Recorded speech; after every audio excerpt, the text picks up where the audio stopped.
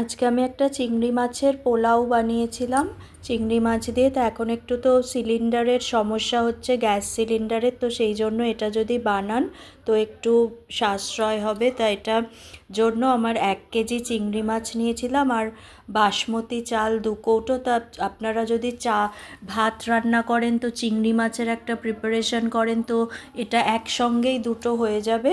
তো সেই জন্য নুন হলুদ দিয়ে চিংড়ি মাছটা মেখে নিতে হবে। আর একটু গাজর, বিনস, ক্যাপসিকাম আর পেঁয়াজ লাগবে। তো এটা দিয়ে হয়ে যাবে চিংড়ি মাছের পোলাও। তো এটা একটা 1 পট মিল। তো এটা আর একটু ধনে গুঁড়ো, জিরে গুঁড়ো লাগবে আর একটু রসুন আদা পেস্ট লাগবে। তা এই জন্য কড়াইয়ে আমি তেল বসিয়ে একটু তেজপাতা, গোটা গরম মশলা, স্টার অ্যানিস, সাজিরে একটু দিয়ে দিয়েছি। আর ক্যাপসিকামটা পরে দেব। পেঁয়াজ আর বিনস, গাজর এটা একটু ভেজে নিয়েছি। পেঁয়াজ, বিনস, গাজরটা ভেজে একটু যে পেস্টটা আছে রসুন আদা ওটা দিয়ে ভালো করে একটু কষিয়ে নিয়ে তারপরে চিংড়ি মাছটা দিয়ে দেব। তা এখন সিলিন্ডারের সাশ্রয় করার জন্য এরকমভাবে যদি একটাই রান্না যদি করে নেন তাহলে একটু ভালো হয়। সেই জন্য এটা মাথা থেকে বের করে এটা করেছি।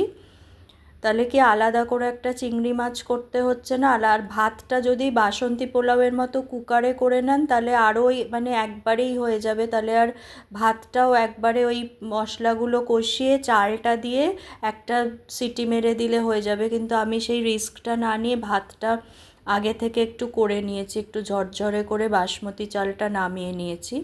তো এবার আদা রসুনের পেস্টটা একটু কষিয়ে এবার চিংড়ি মাছটা, নুন হলুদ মাখানো চিংড়ি মাছটা ভালো করে দেব। এবার জলটা শুকিয়ে গেলে তার মধ্যে ভাতটা দিয়ে দেব।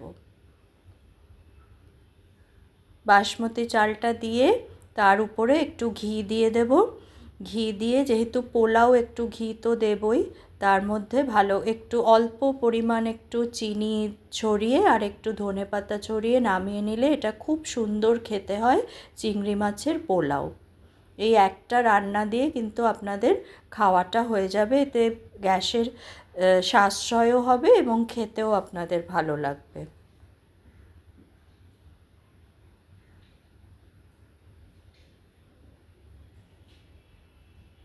একটু ঘি ছড়িয়ে দিচ্ছি আর একটু ধনেপাতা দিয়ে দেব।